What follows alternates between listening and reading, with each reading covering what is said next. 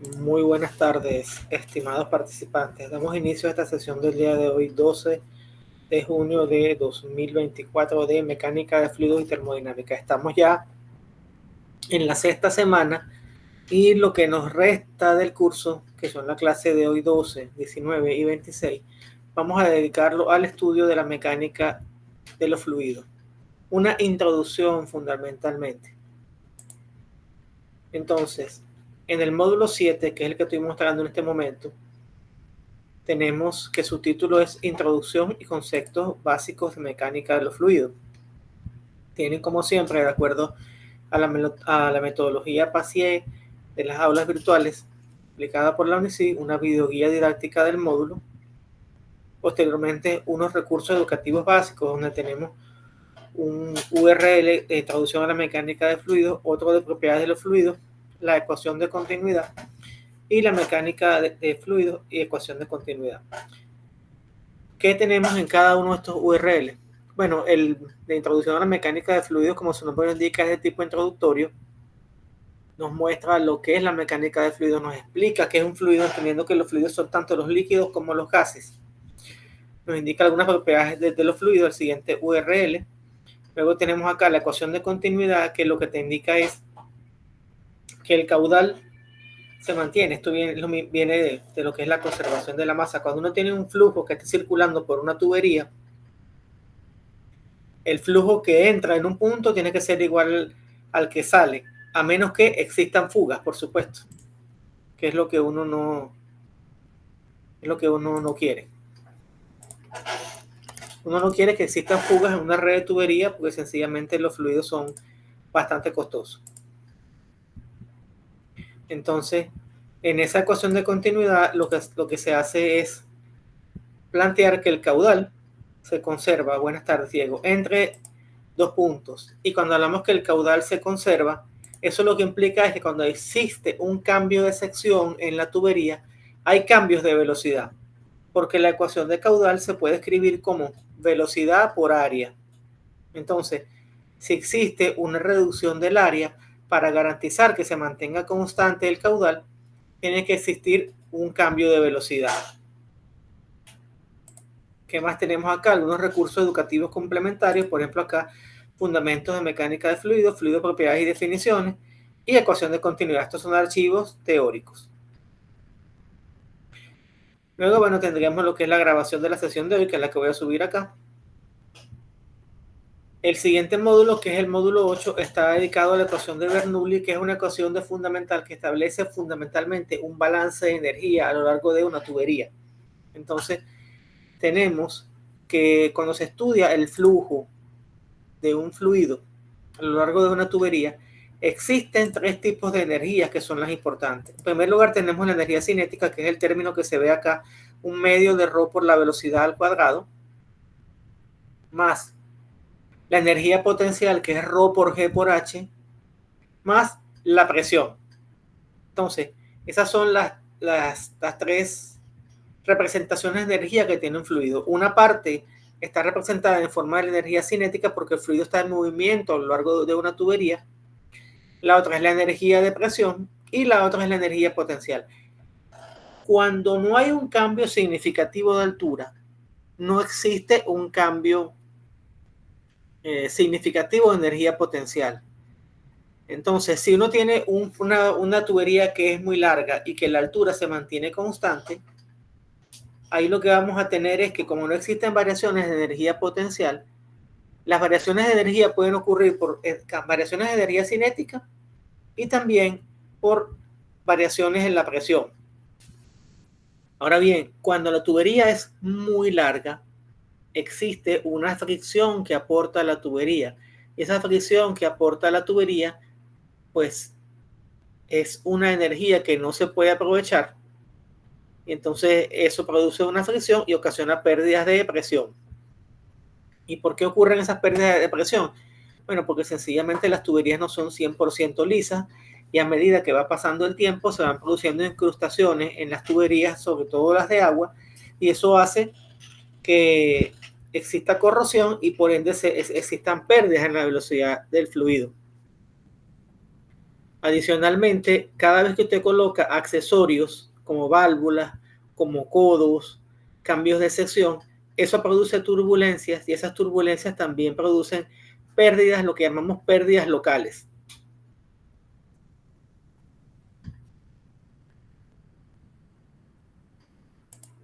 Continuamos por acá. Entonces, bueno, aquí está, pues en este módulo 8 tenemos lo que es la videoguía didáctica, conceptos básicos de hidrodinámica, problemas resueltos con la ecuación de Bernoulli, introducción a la ecuación de Bernoulli y de continuidad. Eso para que vayan adelantando, dado que ya nos queda muy poco tiempo, porque ya en la clase del 26 hay que presentar el proyecto integrador. Y por último, en esta parte dedicada a la mecánica de fluidos, tenemos las aplicaciones de la mecánica de fluidos, donde aquí tenemos, por ejemplo, una red de gas. Existen redes de agua potable, existen redes de gases, todo tipo de redes de fluidos, redes de aire comprimido, de acuerdo al tipo de industria en la cual estemos trabajando. Las más interesantes para mí, las que más me gustan, son las redes de agua potable. No sé por qué, me encantan. Bueno, en este módulo, al igual que todos, tiene su videoguía didáctica. Aquí tenemos una presentación en PowerPoint, este documento de sistemas de tubería, algunos recursos complementarios donde tenemos algunos archivos en PDF y algunos archivos, por ejemplo, en URL.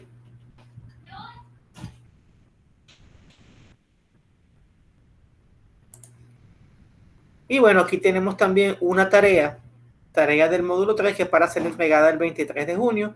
Y también aparece acá el último examen, cuya fecha, tentativamente hasta ahora, está propuesta para el 30 de junio, la fecha del examen,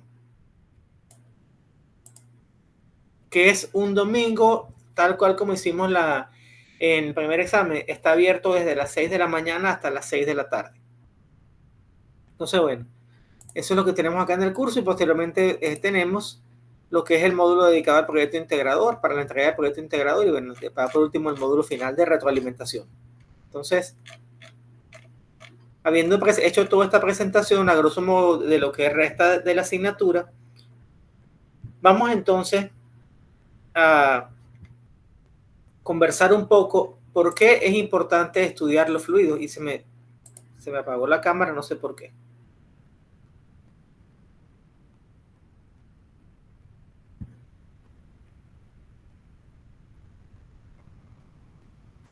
Entonces, no sé qué sucede aquí. Voy a dejar de presentar porque ya...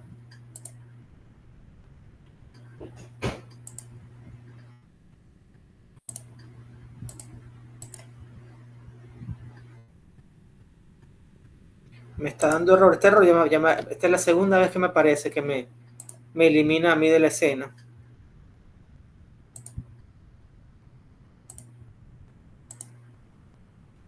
Bueno.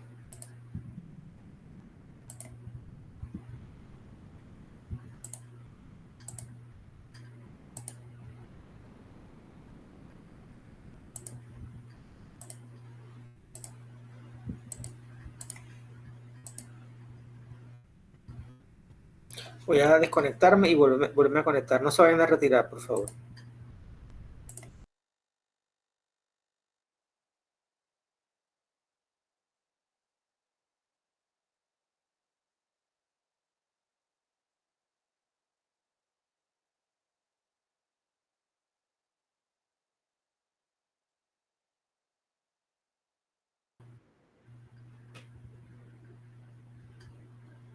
Muy bien. Acá estamos de nuevo. Entonces, ¿dónde están los fluidos? Los fluidos están en nuestra vida diaria. Comencemos con el cuerpo humano. En el cuerpo humano tenemos diferentes fluidos que son los que nos dan la vida.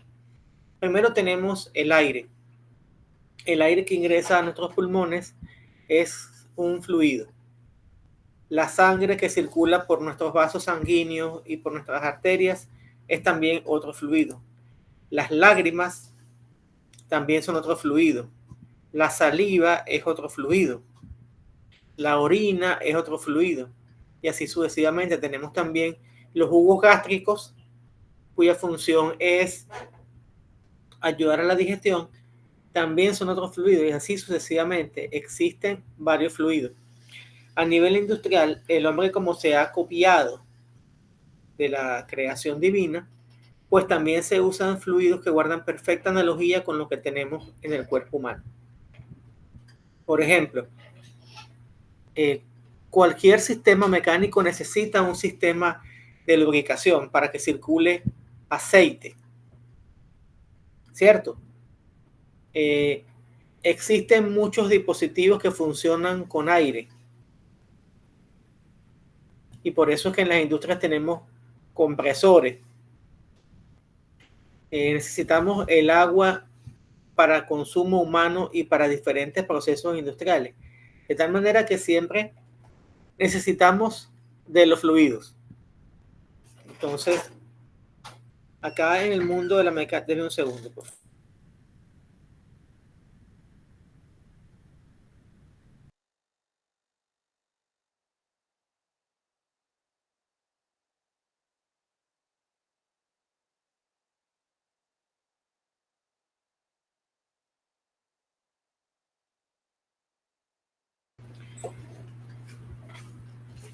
Disculpen ustedes la interrupción. Entonces, existen fundamentalmente dentro de la mecánica de fluidos dos grandes ramas. Una rama llamada hidrostática, que es el estudio de los fluidos en reposo. Concretamente, hidro, que viene de agua, hidroestática. Entonces, cuando hablamos de hidrostática, es el estudio de los líquidos cuando están en reposo. Por ejemplo, cuando usted tiene un tanque de agua y el agua está tranquilita, quietecita, ese es un caso de la hidrostática. No tenemos, por ejemplo, esas fuentes de botellón que existen en las oficinas. Entonces, ahí tenemos un ejemplo. Y nos enseña en la escuela, bueno, en el bachillerato, que a medida que tengamos el más alto el nivel del agua, más velocidad tiene la descarga, ¿cierto? ¿No les ha pasado que cuando hay poca agua en un envase, uno lo inclina para que el flujo de agua tenga mayor velocidad? ¿Sí le ha pasado o no? Sí, claro que sí, correcto. Y eso se debe justamente cuando usted lo inclina, usted lo que está haciendo es que está elevando la altura de la columna del fluido. ¿Y qué pasa? Que la velocidad en el punto de descarga es función de la altura. Mientras más lleno esté el recipiente, o sea, es decir, que la columna de agua por encima del punto de descarga sea mayor, él va a salir con mayor rapidez.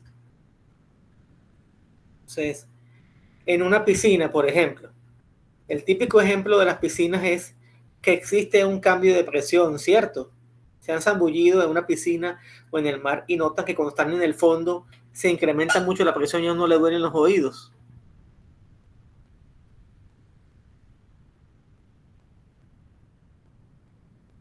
Sí, pasa, profe, así mismo. Y eso sucede es porque la presión varía con la profundidad. Entonces, aquí es importante que tengamos varias observaciones. Número uno, la presión para una misma profundidad, la presión es igual en todos y cada uno de esos puntos. Número uno. Y número dos, la presión se incrementa con la profundidad, de tal manera que no es igual la presión en el fondo de la piscina que la presión en la superficie. Cuando estás en la superficie, la única presión que existe allí es la presión atmosférica. Y posteriormente, tienes que, por la ecuación fundamental de la hidrostática, la presión en cualquier punto, a cualquier profundidad va a ser igual a la presión atmosférica más la densidad del fluido por la gravedad por la profundidad, que es lo que ustedes ven, P igual a P sub 0 más ρ por G por H. Esa H hay que tener mucho cuidado porque es profundidad. Entonces, hay que tener mucho cuidado allí con los signos, porque como es más ρ por G por H, ahí en ese caso H es positivo. Entonces, si tú estás a una profundidad de 3 metros, no es menos 3 metros como piensa uno en el plano cartesiano, es 3 metros positivo. ¿Por qué? Porque mientras más profundo usted esté, sencillamente tiene una mayor presión. ¿Se entiende esa idea?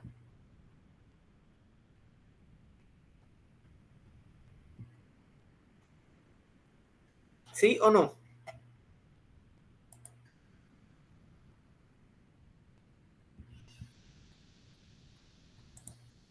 Voy a escribirlo por acá, por el chat.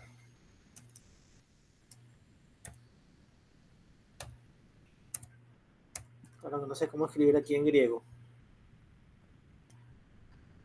No puedo escribir aquí en griego. Bueno, eso lo escribí aquí. P es igual a P sub 0 más R por G por H, donde R es la densidad del fluido. Y G es la gravedad. Y H es la profundidad. Entonces, el valor de la profundidad es un número positivo. Por eso es que entonces, y como está aquí en la ecuación con un positivo, les va a dar que mientras más profundo esté, quiere decir que vamos a tener una mayor presión. ¿Y eso de qué tiene, para qué tiene esto de interés? Por ejemplo, en el diseño de centrales, si ustedes observan, la pared de una represa, la pared de una represa va cambiando con la profundidad. ¿Por qué? Porque justamente en el fondo de la represa, y a medida que usted va yendo más profundo, como la presión aumenta, se va a incrementar la fuerza que va a ejercer el agua sobre la pared. Entonces, por ese motivo es que en las represas son como una pirámide. Es decir, la base es, o sea, si usted lo mira de lado, es como una pirámide en el sentido de que en la profundidad la pared es más ancha que en la superficie. ¿Por qué? Por lo que acabo de explicar. Porque a medida que se incrementa la profundidad, vas a tener mayores fuerzas que van a actuar sobre la pared. ¿Está clara la idea?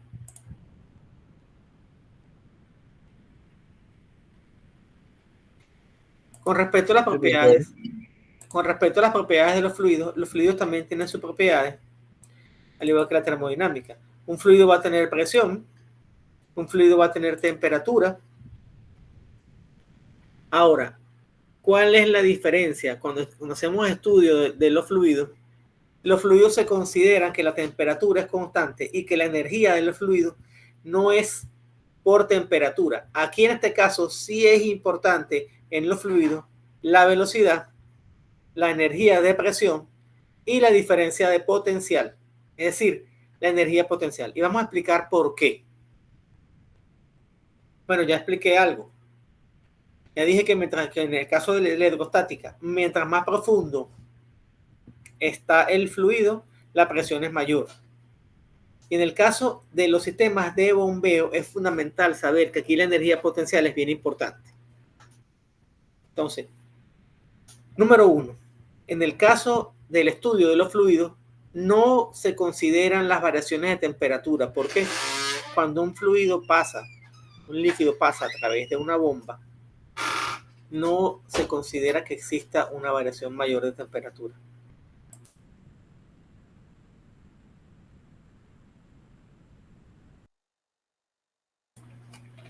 Entonces, cuando un fluido entra a una bomba, un líquido, vamos a poner las cosas bien específicas. Los fluidos están conformados por dos grandes tipos de sustancias: los líquidos y los gases. Todos los líquidos son fluidos y todos los gases son fluidos, pero no todos los fluidos son líquidos ni todos los fluidos son gases, pasando por allí. Entonces, cuando hablamos de fluidos por una bomba, estamos hablando de líquidos, a menos que sea una bomba de vacío, que es otra historia. Pero en esta parte, lo que nos compete en este momento, cuando hablamos de bombas, las bombas son para líquidos. Entonces, importante que tomen nota de esto desde ya y no se les olvide nunca. Las bombas solamente pueden trabajar con líquidos. Las bombas no pueden trabajar ni con gases, ni pueden trabajar con dos fases a la vez. ¿Por qué? Porque existe un problema llamado cavitación, que cuando ingresa una mezcla líquido-vapor a la bomba, esas burbujas que quedan atrapadas de gases, cuando van de un lado a otro de la bomba, cruzando el rodete de la bomba o impeller de la bomba o impulsor de la bomba, como también le dicen, que el nombre en inglés es impeller, pero el nombre correcto es rodete, que es el elemento que gira en el caso de las bombas centrífugas. Esas burbujas de aire que quedan allí, cuando pasan de un lado a otro, colapsan y lo que hacen es impactar en el rodete y van dañando los álabes del rodete. Y cuando usted acuerda, tiene un rodete que está desbalanceado y ya eso le puede acabar con la bomba. Entonces, la cavitación es el peor dolor de cabeza que tenemos los ingenieros mecánicos cuando estamos trabajando con bombas. De hecho, es uno de los criterios fundamentales que calculamos a la hora de seleccionar una bomba, es que no exista cavitación. Entre ellos como la eficiencia de las bombas, la velocidad de giro y todo ello. Pero ese criterio de la cavitación es fundamental. Entonces, análogamente, con las turbinas tampoco queremos tener cavitación. Aunque algunas veces en las turbinas hidráulicas hay que vivir con ellas. Entonces, en termodinámica hablábamos fundamentalmente de turbinas de vapor y turbinas de gas, que son las que se utilizan en el ciclo Brayton. Acá hablamos también de turbinas hidráulicas y también hablamos de turbinas eólicas. Por eso es que en el proyecto integrador yo les di la opción de presentar una planta termoeléctrica o una planta hidroeléctrica o una planta de generación eólica, porque eso forma parte de todo el curso. Las turbinas son un dispositivo que aprovecha la energía de un fluido para producir trabajo, y ese fluido puede ser el aire, como en las turbinas eólicas, el agua, la fuerza de un río, o pues las turbinas a vapor, que son sumamente antiguas. Entonces, en las turbinas no queremos tampoco cavitación. Por tanto, en una turbina de agua queremos que circule siempre agua, no queremos que circule vapor.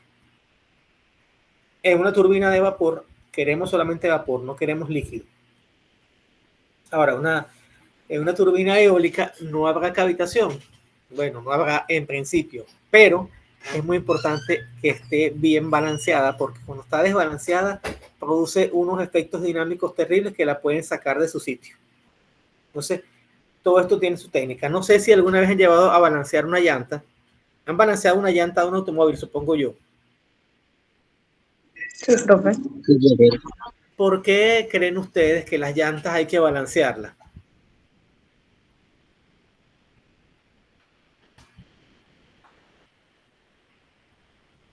Profesor, porque obviamente se pierde su balance a medida que uno lo va utilizando, los golpes de los baches, etcétera, lo va deformando, entonces va perdiendo el centrado, pues, y por eso hay que ponerle la piecita de plomo para balancearla. Exactamente. Muchas gracias. Pues eso pasa también con los ejes, pasa con las turbinas, pasa con todos los equipos rotativos, que a medida que va pasando el tiempo, cuando el desgaste es irregular, hay un desbalance y el desbalance ocasiona unas vibraciones terribles. Fíjense que estos abanicos de techo, por ejemplo, cuando un abanico de techo, una de las aspas, que nosotros llamamos aspas, el nombre correcto de eso sería álave, cuando un álave se desbalancea te va a producir una vibración terrible que te va a dañar en los elastoméricos, es decir, los cauchos donde él reposa, y ese abanico queda desbalanceado. Y eso viene justamente por el desgaste. Eso mismo te va a suceder con los álabes del ventilador del automóvil, te puede pasar con las bombas, con cualquier equipo rotativo tú vas a tener ese desbalanceo. Entonces, es importante que ese problema lo ataquemos. Bueno, eso pasa en las bombas. Esa cavitación te va a producir ese desbalance, el desbalance te va a terminar dañando el acople te va a terminar dañando el eje, y te puede dañar hasta el eje del motor, y te puede dañar hasta las bases, te puede estar exagerando, por supuesto. Sacar una bomba o un motor te lo puede sacar de las bases en caso de que el problema de desbalanceo persista por mucho tiempo. Ahora bien, Para evitar estas cosas, cuando se colocan los anclajes de un motor, de un equipo rotativo, es importante que se coloque epóxico. Es decir, porque ese epóxico está constituido por resinas que son viscoelásticas, entonces lo que hacen es que ellas soportan, digamos, que esas vibraciones y hacen un efecto como si estuvieras añadiendo un amortiguador lineal como los amortiguadores de los carros. Entonces, esas resinas viscoelásticas en las fundaciones lo que te hacen es que te absorben ese balanceo. Ustedes verán también que cuando se instala, por ejemplo, el motor de un portón, de estos de los residenciales, le tienes que poner también caucho. ¿Para qué? Para que el caucho, esa placa de caucho, te absorba las vibraciones. Una vez tenía un problema, un colega mío, ingeniero eléctrico, con un motorcito de un portón. Y yo cuando llegué al sitio, él me llevó, mira, vamos a hacer portón. Y cuando yo lo veo, ingeniero, póngale unas placas de caucho sobre las patas para que usted vea que eso queda balanceado. Y se han dado cuenta que las neveras, las lavadoras, esos equipos así que tienen elementos rotativos, tienen unas patas de goma, de caucho. ¿Lo han visto? Correcto, profe.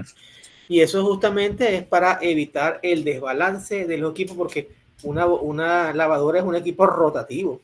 Tienes ahí un tambor que se está moviendo para lavar la ropa y exprimir, centrifugar y todo lo que tú quieras. Entonces, volvemos otra vez al caso que ya me fui también muy lejos. Cuando yo quiero tener agua en un lugar, el agua en la naturaleza, pues la encontramos en los ríos, en los lagos y en los mares. Ahora bien, toda esa agua que tenemos allí, toda agua existente en la naturaleza debe ser tratada. ¿Por qué? No quiere decir que el agua esté contaminada. Puede ser que no cumpla con los parámetros de potabilización que exigen, por ejemplo, las normas como la norma Copanic para agua potable, que el número en este momento no lo recuerdo.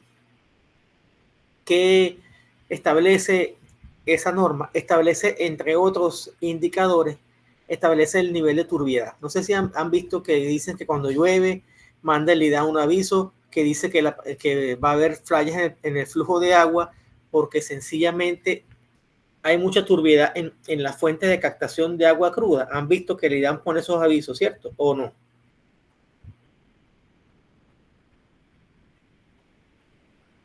¿No lo han visto? En lo personal no, profe. Por acá no cierran la llave cuando pasa eso. Cuando llueve mucho, ¿qué sucede? Cuando llueve mucho, se revuelven los acuíferos. Entonces, el agua está muy revuelta y lo que hace es que aumentan los niveles de turbidez, es decir, los niveles de partículas en suspensión, de polvo, de tierra. Entonces, ¿qué sucede? Esa agua tiene que pasar un tiempo más de reposo en los sedimentadores para que alcance la turbidez necesaria y el agua llegue transparente y cristalina a la casa, que es como debe llegar. Entonces, por eso les decía que en principio toda agua en la naturaleza debe ser tratada. ¿Por qué? Porque si los niveles de turbidez están por encima de lo aceptado, nos podemos tomar el agua, pero también nos podemos tener después a la larga problemas de cálculos renales, porque esa arenilla se va a acumular en el riñón, lamentablemente. Entonces, eso es importante. Otro elemento que es importante es la dureza del agua, que es la concentración de carbonatos y bicarbonatos de calcio en el agua. Eso es importante, que esté también dentro de la tolerancia y, bueno, si tienen curiosidad y esto les llama la atención, búsquense allí la norma Copanic para agua potable. Esa norma es ley, es de obligatorio cumplimiento en la República y esa aparece publicada en Gaceta Oficial, por tanto ustedes la pueden consultar cuando gusten. Otro de los parámetros que aparece allí es el pH, es decir, la concentración de hidrógeno, y puedes tener que entonces que puede irse de 6.5 hasta 8.5, si mal no recuerdo. Lo ideal es que sea 7, que es el pH neutro, es decir, que el agua no es ni ácida ni básica, pero se aceptan esos valores, de 6.5 hasta 8.5, eso ahí no hay problema. Y bueno, también existen otros indicadores como la presencia de metales pesados, que no tengan ni plomo, ni cadmio, ni níquel, ni cobre, ni cobalto, nada de eso. Entonces, importante tratar el agua potable. Posteriormente que el agua potable ha sido tratada, ahí es cuando entonces empieza el juego de la hidrostática y la dinámica de fluido. ¿Por qué? Porque una vez que el agua está tratada, el agua se captó el agua cruda con una bomba, bien sea en el agua Alajuela, o en el lago Gatún, o en el río Caimito, o en el río La Villa, en cualquier acuífero. Entonces, existen las bombas de agua cruda. Esas bombas de agua cruda llevan el agua hasta los tanques de sedimentación, que son unas piscinas básicamente.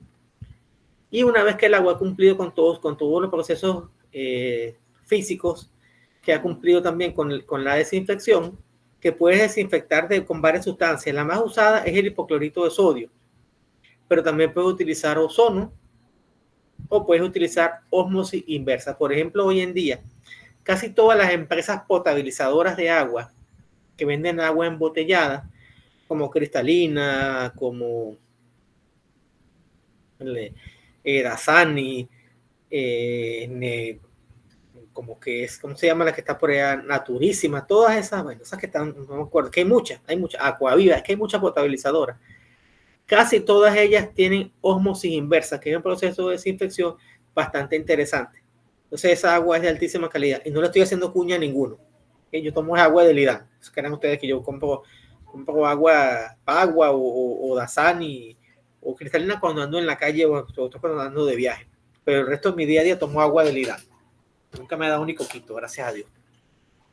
Entonces, bueno, una vez que el agua está tratada, se coloca en tanques. ¿Para qué? Para impulsarla.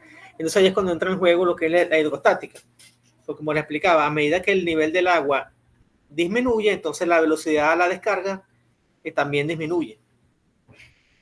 Entonces, por esa razón es que en los sistemas, de bombeo, pues hay que tener siempre un nivel mínimo de agua para que el agua llegue con la velocidad que se desee y pueda llegar a las casas, a los apartamentos y todo aquello. Entonces, ahí está en juego la hidrostática. Y como dije también anteriormente, es importante para el cálculo de los muros, para el cálculo de las piscinas. ¿Qué es la ósmosis inversa? Es una pregunta muy interesante. Gracias por la pregunta. Digamos que ósmosis es un proceso, digamos, como de unión entre moléculas. Entonces, cuando tú tienes esas moléculas que están pegadas, tú puedes tener elementos buenos y puedes tener elementos contaminantes. Entonces, la ósmosis inversa lo que hace es un proceso de separación donde te quedas con las partículas buenas y eliminas las partículas malas. Por ejemplo, las bacterias. Las separas y las dejas ahí a un lado. Eso es lo que hace la ósmosis inversa. No sé si con eso queda respondida su inquietud. Como filtrarlo, pues, filtrar las impurezas. Exactamente. Entonces, sí, es un proceso de separación. Acuérdate que la célula, por ósmosis, permite que ingresen unas sustancias hacia el núcleo de la célula. Entonces, justamente lo que hace es separarla, entonces esas partículas indeseadas quedan atrapadas. Y por ahí solamente pasan las partículas buenas. Entonces, si te interesa que tu agua sea buena. Yo tuve hace un año atrás un alumno que trabajaba en el IDAM y él me comentó que iban a usar desinfección por ozono en una potabilizadora en Colombia. Yo le dije, mira, me parece sumamente interesante porque el agua con ozono es un agua de altísima calidad. Hay quienes usan el flúor también. No flúor como tal, sino una sal a base de flúor. La gente dice coloquialmente no, que utilizan cloro. No es cloro. Como dije anteriormente, es hipoclorito de sodio o gas cloro en el proceso de desinfección para agua potable. Y ahora, bueno, la ósmosis inversa. La ósmosis inversa, por ejemplo, la usan también en los barcos. Los barcos esos de pasajeros captan el agua del mar, hacen su proceso de desalinización y después desinfectan con ósmosis inversa. Y bueno, en algunos casos también, pues para otras funciones, compran el agua que se vende acá en la cuenca del Canal de Panamá, que por cierto les comento que hace un par de años atrás yo hice un pequeño estudio, no lo publiqué ni nada, pero que con el gasto que hay de agua, considerando que el consumo promedio de agua en Panamá es el doble de lo que indica la Organización Mundial de la Salud, y si esa agua que se desperdicia, porque el consumo que recomienda la OMS es de 250 litros de agua por persona por día, que en Europa es mucho menos que eso. En Europa andan como por 120, entre 120 y 180. Aquí son más de 450 litros de agua que se gastan por persona, pero El tema no es que la gente lo consuma, el tema es que probablemente se genera esa cantidad de agua, pero el agua se desperdicia o se pierde en el camino por fugas y todo lo demás, que es un mal de nunca acabar. Entonces, si se corrigieran todas esas fugas, y esa agua se vendiera a los barcos que la pagan bien pagada, ¿sabe cuánto resultaría eso?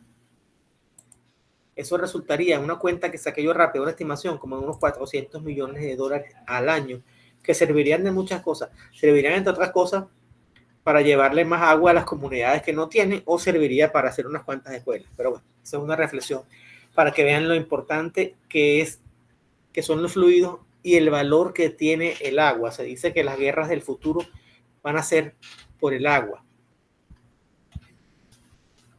¿Alguna pregunta, alguna inquietud, alguna duda?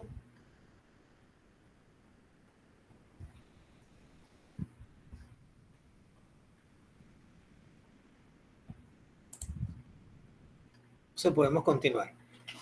Muy bien, entonces ya el agua está en el tanque, el agua tratada está lista, bien sea para ser embotellada en las embotelladoras, en las llenadoras de las diferentes empresas de agua, o está lista para ser distribuida a través de la red de distribución residencial y doméstica e industrial que llega hasta sus diferentes casas.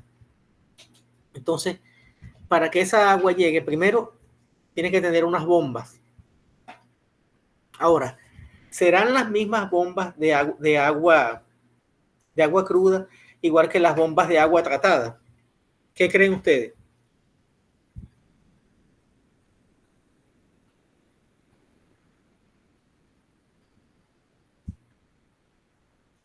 ¿Serán o no serán las mismas bombas?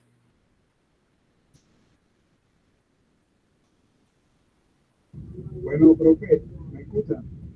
Sí.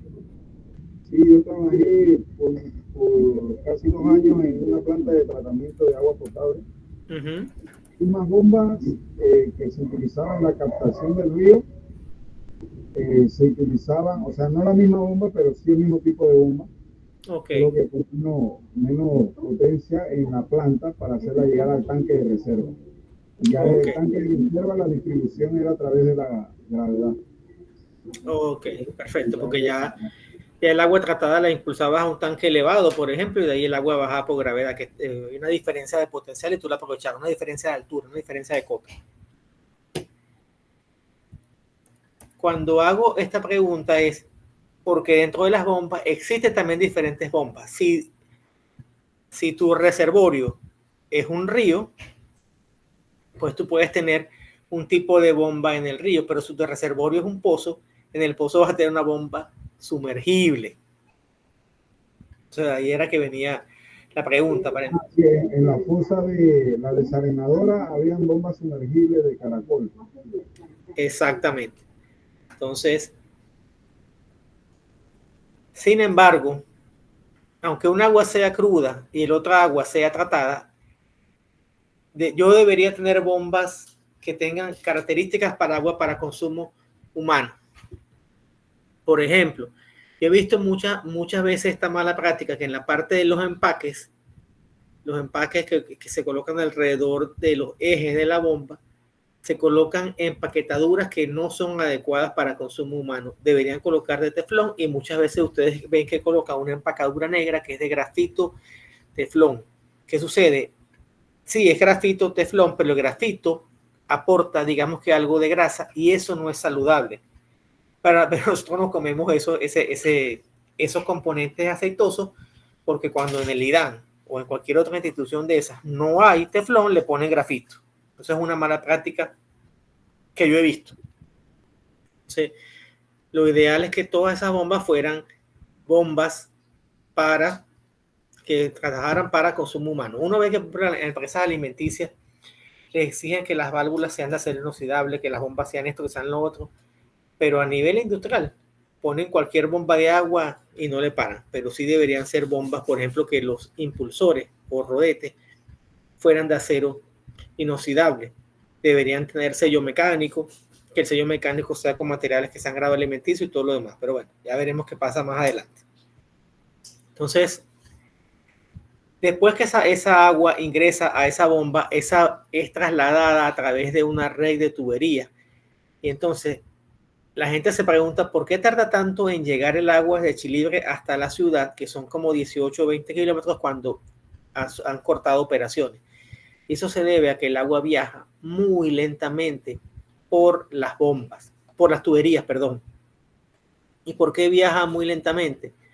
Bueno, primero que son distancias muy largas. O sea, para que el agua llegue desde, y no es que esté defendiendo al IDAM, pero es que me pongo yo en los zapatos de ellos y quiero hacerles entender cómo llega el agua a su casa. Esa agua tiene que pasar por una gran cantidad de tuberías, tiene que subir, tiene que bajar y pasar por gran cantidad de dispositivos. Entonces, de acuerdo con la ecuación de Bernoulli extendida, que dice que si es verdad, la presión en el punto 1 más B1 cuadrado entre 2G más la altura, déjenme buscar la ecuación como la tengo acá para no... La presión en el punto 1 más la densidad por la gravedad por la altura más un medio de ρ por B1 al cuadrado es igual a un medio de ρ por la velocidad en el punto 2 al cuadrado más ρ por G por la altura 2 más la presión 2. La ecuación de Bernoulli que está ahí en el módulo 8. Sí, pero eso es cuando el tramo de tubería es cortico y no hay pérdida. Entonces, en el camino hay pérdidas y las pérdidas son por los extremos locales, por las pérdidas locales, por las válvulas, por las conexiones, por los codos, por los cambios de sección y también hay pérdidas de fricción. Entonces, las pérdidas vienen dadas por un coeficiente F que ese se calcula experimentalmente en función del tipo de tubería que tiene o con una cosa que se llama el diagrama de Moody-Nikuraxe. El diagrama de Moody-Nikuraxe es una representación gráfica de los diferentes factores de fricción de las tuberías cuando las tuberías son nuevas. Entonces, en resumidas cuentas, es que uno determina ese coeficiente de fricción, lo multiplica por la longitud de la tubería y lo multiplica por la velocidad al cuadrado. Lo divide todo eso entre 2 veces la gravedad y el diámetro. Entonces, como la velocidad está elevada al cuadrado, entonces la circulación tiene que ser a una velocidad muy lenta. ¿Para qué? Para reducir las pérdidas. Y número 2, el diámetro de las tuberías tiene que ser grande. Por ejemplo, las tuberías pueden tener hasta 18 pulgadas, las tuberías que vienen, las tuberías principales, las tuberías matrices que llaman. Entonces, y se coloca ese diámetro para que el diámetro más grande ayude a reducir la pérdida. Entonces, tomen esto y anótenlo.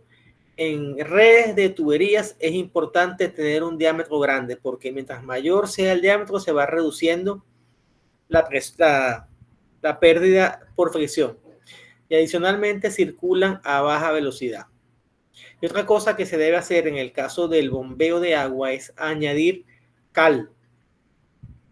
La cal, aparte que te ayuda un poco a bajar el pH, te ayuda a proteger la tubería, porque esa cal se forma una película en la pared interna de la tubería, queda blanquita y te la protege de la corrosión. Y al protegerla de la corrosión, pues evita, primero se garantiza que la tubería dure mucho más y segundo se minimizan esas pérdidas por la rugosidad que añade la corrosión a la tubería. Entonces, ¿estamos claros con lo que hemos dicho hasta acá? Importante. Muy importante en el diseño de tuberías vigilar el diámetro y que se diseñen a baja velocidad. Otro elemento interesante es que en las redes de tubería el agua viaja a baja presión. Puede ser más o menos 1,3 bar. Es la presión de diseño. Por eso es cuando el agua llega a los edificios, entonces los edificios hay que tener un tanque y que ese tanque tenga un hidroneumático para que el agua le llegue con buena presión a los diferentes apartamentos. ¿Estamos claros con esas ideas? Muy bien, muchas gracias. Entonces, sumamente importante e interesante todo esto. Podemos bombear agua. ¿Qué bombeamos a nivel industrial? Bueno, por ejemplo, bombeamos aceites. ¿Por qué bombeamos aceite? Bueno, los sistemas mecánicos necesitan lubricación. Entonces, tienes también bombitas de aceite. También puede que necesites bombear aceite para una formulación alimenticia. Los alimentos para animales contienen aceite y grasa. ¿Por qué? Porque hace falta. Puede que necesites bombear aceite porque tienes una planta, pues, refinadora de aceite, como Pavo, que tiene su refinadora de aceite, como Palmas y Derivados, hay en Chorrera, que es una refinadora de aceite. Entonces, tienes que bombear aceite. En ese caso, el aceite de palma, creo que es oleína que se llama. Y, por supuesto, también vas a bombear grasas, vas a bombear mantecas, que son fluidos. Ahora, ¿en qué se diferencian el agua, el aceite y la manteca vegetal? Los tres son líquidos, pero se diferencian en la... ¿Cómo? Viscosidad. Muy bien, muchísimas gracias, Antonio. Se diferencian en la viscosidad. El agua es un líquido fácil de bombear, pero a la vez es el peor porque es el más destructivo, es el más dañino y uno se la toma, que es lo peor de todo. El aceite es más viscoso que el agua. Tiene una ventaja, que te añades esa lubricación. El aceite, cuando es, por ejemplo, bueno, ese es el aceite vegetal. Después voy a hablar del aceite de motor. Entonces, tienen diferente viscosidad y, por supuesto, la manteca tiene una viscosidad aún mayor. La manteca vegetal, para los que escuchan manteca y se asustan, es la base, la materia prima para hacer la mantequilla, la margarina. Perdón, recuerden que la margarina es de origen vegetal y la mantequilla es de origen animal. ¿Cuál es mejor? Bueno, yo lo dejo a gusto del consumidor, pero a mí me gusta más la mantequilla. ¿Ok?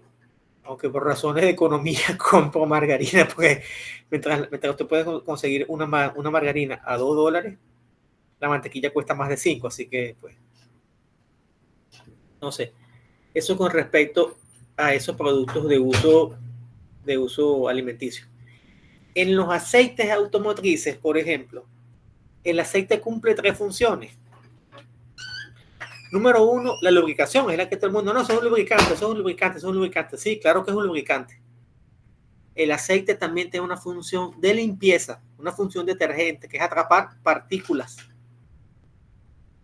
de polvo o ¿cómo se llama? Virutas que estén, porque los motores se van desgastando con el tiempo, los motores de combustión interna.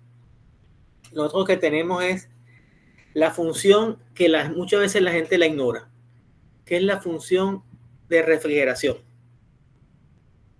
Esa función de ayudar a mantenerte la temperatura a un nivel adecuado. El refrigerante no es el único que trabaja allí, el aceite también trabaja, y por eso cuando uno va a cambiar el aceite al carro y uno ha rodado, uno ve que el filtro de aceite está hirviendo, por supuesto, porque el aceite está ayudando está atrapando calor a lo largo de su recorrido. Entonces, y a la gente que no le gusta cambiar el aceite al carro, eso es lo peor que pueden hacer. Cambie el aceite al carro en lo que dice, a los 7,000 kilómetros, si es aceite sintético. Y cambien el filtro. Cambiar el aceite del carro y no cambiarle el filtro es como uno bañarse y no lavarse la cara. Si uno se baña completo. O como bañarse y ponerse ropa sucia. O sea, no tiene sentido. Entonces, importante eso. Algunos equipos pueden requerir que el aceite no tenga detergente. Algunos equipos especiales. Pero en general esas son las 3 funciones del aceite. Fíjense que, por ejemplo, los compresores, esos compresores de tornillo que son hoy en día los más utilizados en la industria, tienen aceite. Y el aceite, aparte de las funciones que ya expliqué, también es el que te garantiza el contacto entre los 2 perfiles de los 2 tornillos, que son los que hacen la compresión del aire. Entonces, el aceite es más que un lubricante. Ese es el mensaje. Entonces, cuando es a nivel médico, que ya hablamos de que el hombre se ha inspirado en el cuerpo humano, los equipos médicos son extremadamente exigentes con el bombeo de los fluidos. Entonces, ustedes ven que cuando uno se enferma, y es típico que le aplican una vía para pasarle el suero.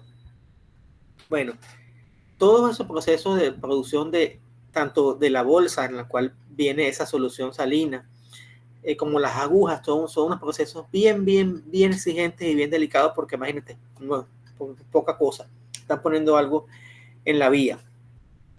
Entonces, también existen casos en los cuales hay que bombear esos fluidos.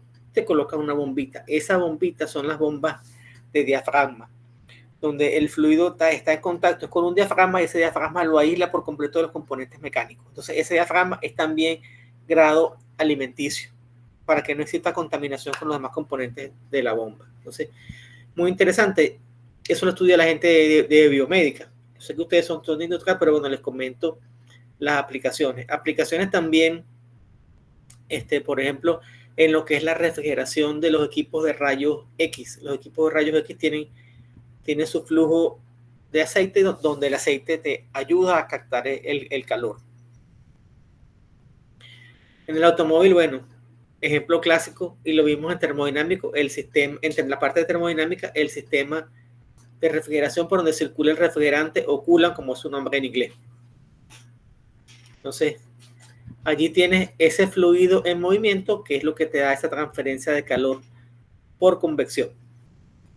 ¿Alguna pregunta hasta ahora? ¿Alguna inquietud?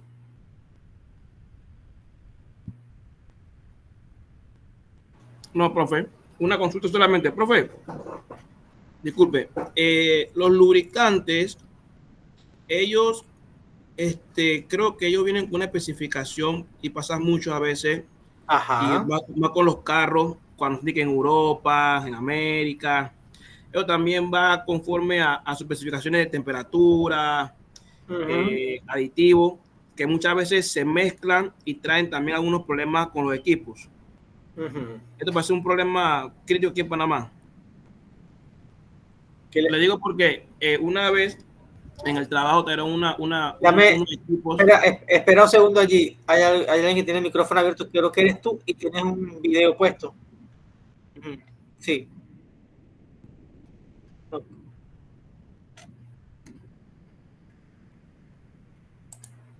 Ok. Entonces,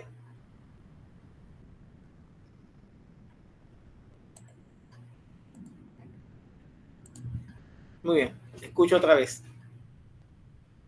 ¿Qué te sucedió con la especificación del aceite? No, que trajeron un equipo y lo que pasa es que nos se han dado cuenta que el aceite supuestamente tenía que ser con especificaciones europeas y lo compararon acá y el equipo se dañó por la temperatura que está en Panamá. Y habían dicho que no, que era el equipo, pero cuando vino el técnico era el aceite. O sea, un simple aceite como dañó un equipo, solamente porque no le daba la temperatura adecuada al equipo, lo quemó. Bueno, mira, yo creo que ahí el problema pudo haber sido que el aceite que se usó no tenía la especificación indicada. ¿Y por qué? Si nosotros, cuando vamos a comprar el aceite del vehículo, ¿qué nos dice el manual? Sí, que los vehículos los diseñan en Europa, los diseñan en Estados Unidos en otras condiciones distintas. Se dice 10W30 o 5W30. Entonces, eso es el comportamiento del aceite, que es multigrado bajo diferentes condiciones de temperatura. Entonces, ahí estás admitiendo que la viscosidad sea variable en función de la temperatura. Pero ¿qué sucede? Si tú aumentas la especificación, si te pasas de 5 a 10, entonces ¿qué va a pasar? El valor mínimo, el valor de la viscosidad cambia también. Está usando un aceite con una especificación diferente. Entonces, ¿qué sucede? Cuando pasas por los conductos están diseñados para esa viscosidad. Y si pasas a una viscosidad mayor, va a ser más difícil que pase a través de esos conductos y la lubricación es insuficiente, es innecesario. Y otro mito que la gente dice por allí,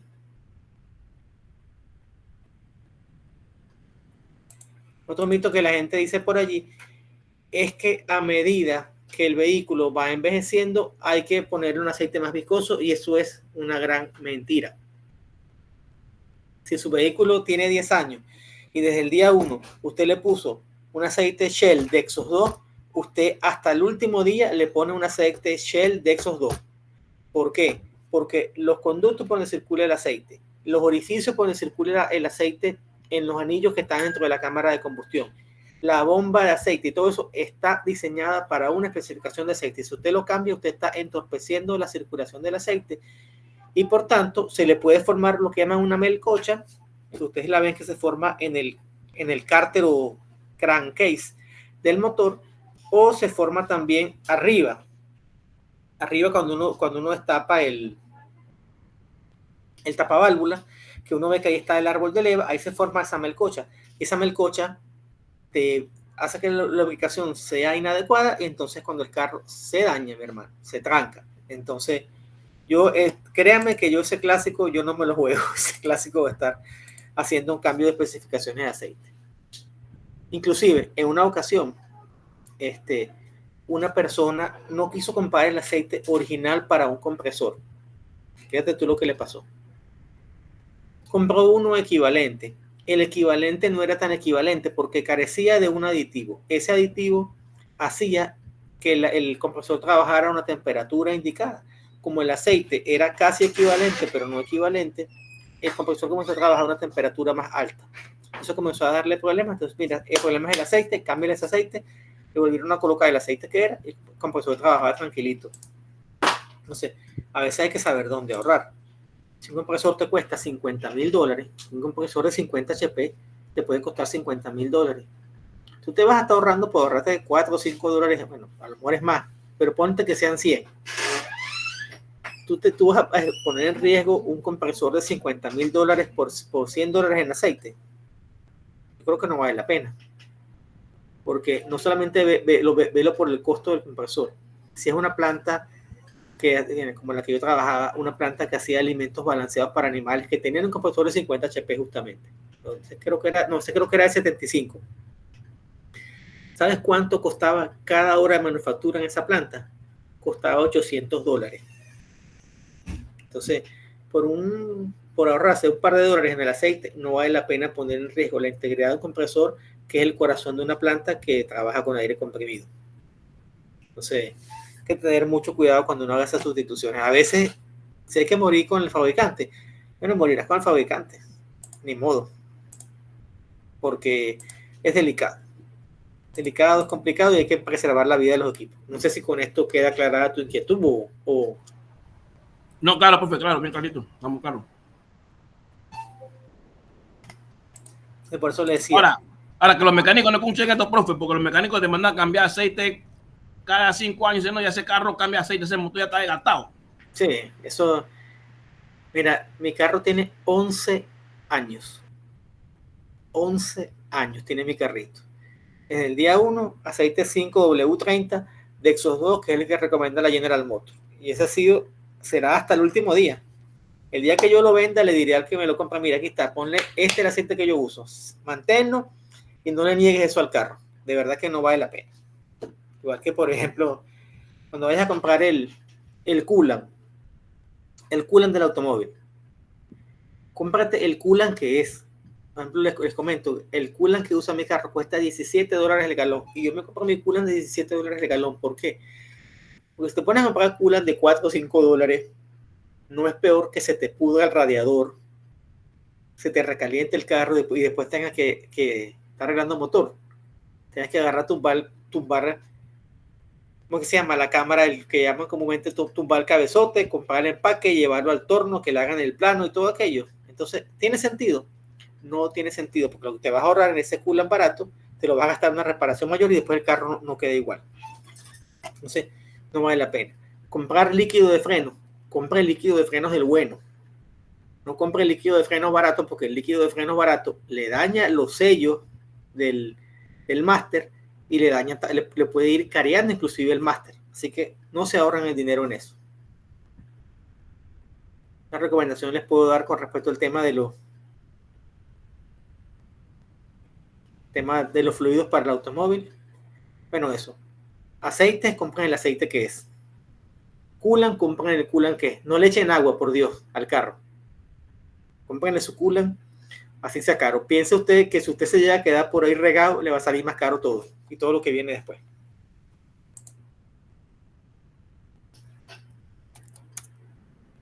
Muy bien. ¿Alguna otra pregunta, algún otro comentario, alguna otra inquietud?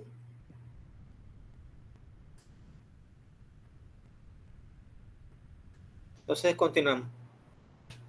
En medio del camino, entonces nos vamos a conseguir con codos, con derivaciones, con cambios de secciones y con válvulas. Bueno, todos estos accesorios provocan pérdidas en el sistema y eso también se incluye. Cuando se hace el diseño de una red de tuberías, se calculan todos esos efectos para que el agua llegue al punto de destino, a los diferentes puntos del ramal con la presión adecuada. De tal manera que podamos, que a la gente le llegue su agua como es. ¿Entendido? Entonces, en ese mundo de válvulas, bridas, conexiones y accesorios, eso es un mundo gigantesco. Eso es un mundo de verdad sumamente interesante. Que hay una cosa que yo todavía no entiendo. ¿Por qué en la industria alimenticia exigen que la gente coloque que las tuberías sean inoxidables y que todo lo que tenga en contacto con el alimento es inoxidable, pero las redes de agua son todas de galvanizado? O ahora que son de PVC, por lo menos el PVC es un poquito más apto con el cuerpo humano. Y saben que, por ejemplo, a la gente que repara tuberías le llaman plomero, y eso viene porque en la antigua Roma las tuberías eran de plomo, muy duraderas y todo lo que tú quieras, pero envenenaban a la gente por plomo. Entonces, bueno, pero bueno, eso se desconocía en esa época. También en una época se utilizaron tuberías de cerámica. Creo que todavía en el casco viejo, en el casco viejo de Panamá, hay todavía tuberías, sobre todo las de aguas residuales, que son de cerámica, tal como se usaban hace cientos de años atrás. ¿Alguna pregunta, jóvenes?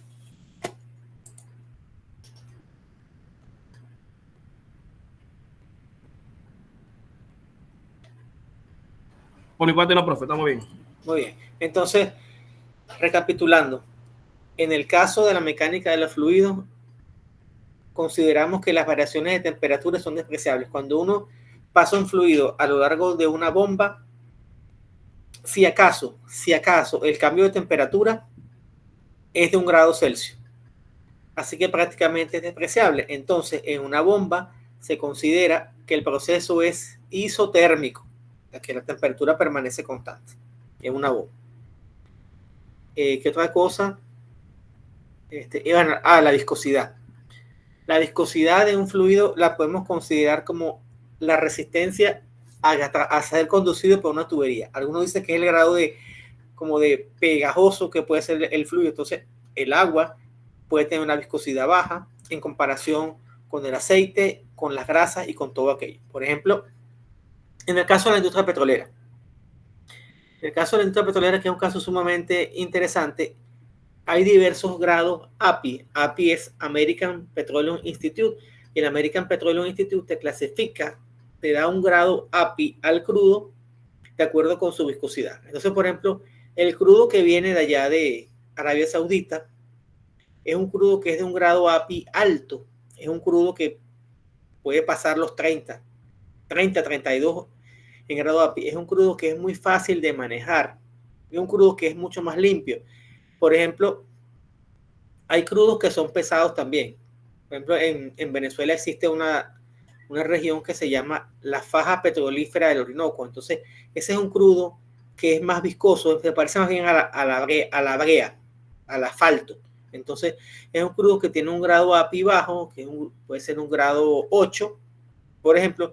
Es más difícil de bombear. Entonces, ¿qué es lo que hacen? Lo que hacían, agarraban y combinaban esos crudos pesados con crudos más livianos para obtener un grado API más aceptable. E inclusive, posteriormente, descubrieron que para bombearlo más fácil a través de la tubería, lo mezclaban con agua para que él circulara a través de la tubería. Cuando llegaba al punto final, lo que hacían era que separaban el agua del petróleo, entonces vendían el petróleo. Pero en el camino se dieron cuenta que eso era un combustible muy interesante llamado orimulsión. Entonces, bueno, la orimulsión era un combustible, ya digo era porque lo vetaron los americanos, porque competía contra el carbón, porque era más limpio que el carbón en temas de emisiones de CO2. Entonces, era un tremendo invento porque era sustituir el carbón por un elemento que era menos contaminante, pero bueno, fue vetado y bueno, se acabó ese proyecto de orimulsión. Entonces, bueno, jóvenes, eso era lo que les quería comentar el día de hoy. Ya que estamos acá, vamos a revisar de qué se trata la tarea, que es la la última tarea del curso. Por cierto, durante la semana pasada se había presentado un tema, pero una confusión. Y esa confusión fue por causa mía. Yo había colocado allí una asignación, o sea, yo me traje el aula virtual, esta aula virtual es de un curso anterior. Había en esa época una asignación que era una charla. Entonces yo vi que me comenzaron a escribir, no, yo cojo el tema tal, yo cojo el tema tal, y yo no entendía de qué se trataba. Entonces, yo lo que hice fue que les coloqué también como tarea 2 un cuestionario que está en el módulo 6. Lo voy a mostrar rápidamente acá.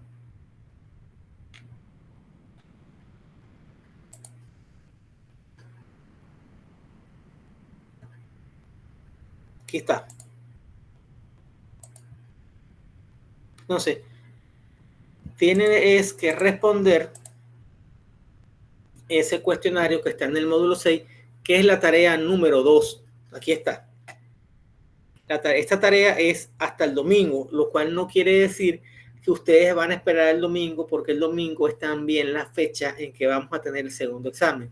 Yo les recomiendo, si es posible, que ustedes hagan, por ejemplo, la tarea el sábado 15. Aquí dice que tienen... Ninguno la ha hecho hasta ahora. Bueno, esta descripción no es correcta. El domingo es el Día del Padre, sí, claro. Sé que el domingo es el Día del Padre, pero eso fue lo que acordamos. Usted se levanta temprano antes que lo lleven a almorzar y hace su tarea antes de presentar el examen, perdón. Entonces, denme un momento acá, que voy a... Esto es que no es la charla. La tarea número 2 es un cuestionario.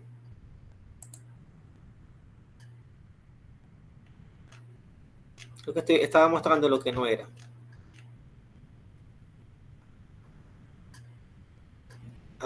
Justamente, estaba mostrando lo que no era. Yo sí decía que algo andaba mal. El Día de las Madres no dejan tarea. Bueno, honestamente, si tuviéramos más tiempo, yo no nos molestara el Día del Padre. Con toda honestidad. Pero tenemos un tiempo demasiado corto. Les he comentado anteriormente que este curso, para dictarlo en 8 semanas o en 6 semanas efectivas, es todo un desafío. Es mucho material, es muy largo, entonces es todo un desafío. O sea, aquí está. Cuestionario, tarea 2 en las actividades de evaluación asíncrona. Aquí está.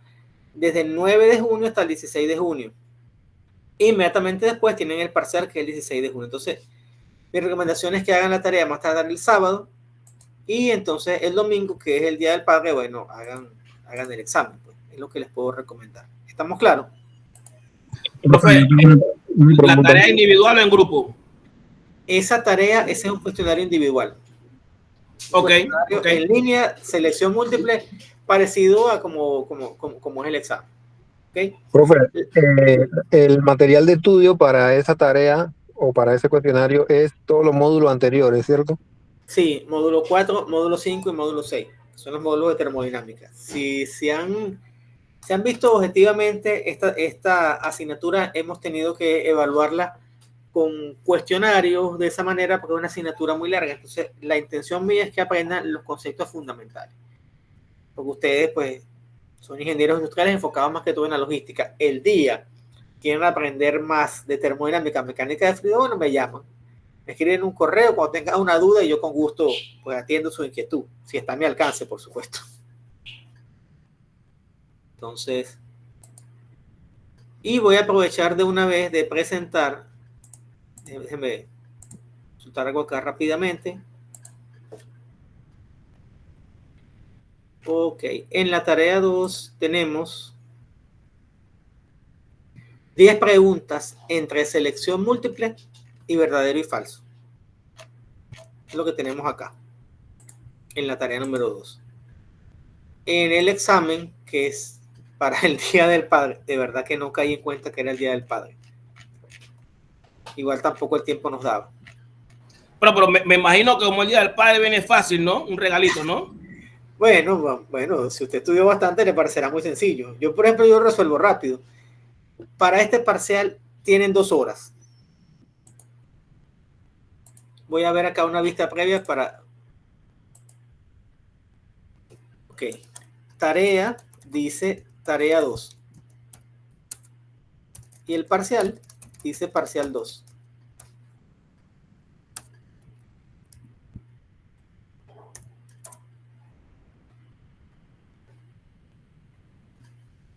Ok, entonces, el parcial tiene 15 preguntas. Tiene 15 preguntas. Las preguntas son, tenemos preguntas de selección, otras de selección múltiple y unas también de verdadero y falso. Vamos a ver si tenemos algún ejercicio numérico. Ok, hay un ejercicio numérico allí. Sencillo. Sí, hay solamente un ejercicio que es con la tabla. Y por último, quiero aprovechar que estamos acá para mostrarles de una vez la tarea 3. La tarea 3, si es en grupo, está puesta en el módulo 9.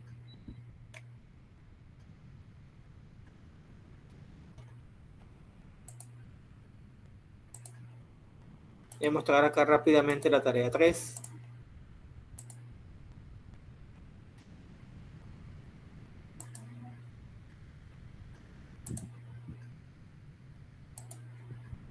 En algún momento aparecerá. Está cargando. Ok, la tarea. Cuando cargue, pues la veremos.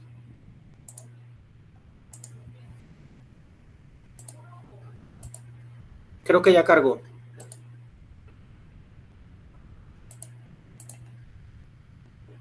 Entonces tenemos unas preguntas allí que son 4 preguntas y 3 preguntas, perdón, y un par de problemas.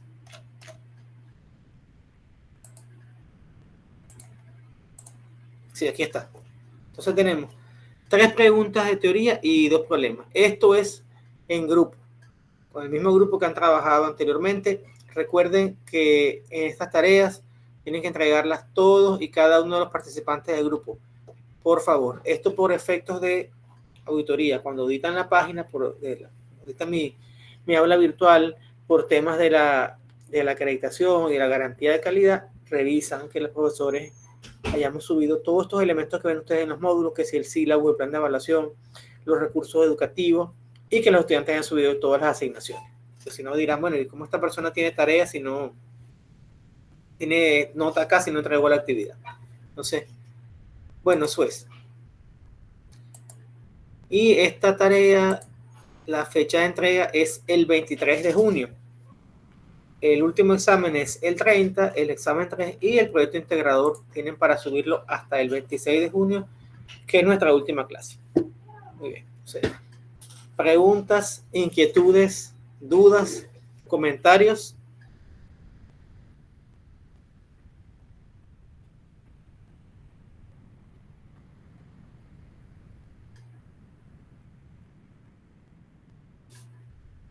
Ninguno hasta ahora, entonces. Ninguno, claro? profe. Muy bien, perfecto. Bueno, jóvenes, entonces vamos a dar por concluida pues la grabación de esta noche para que ustedes pues puedan ir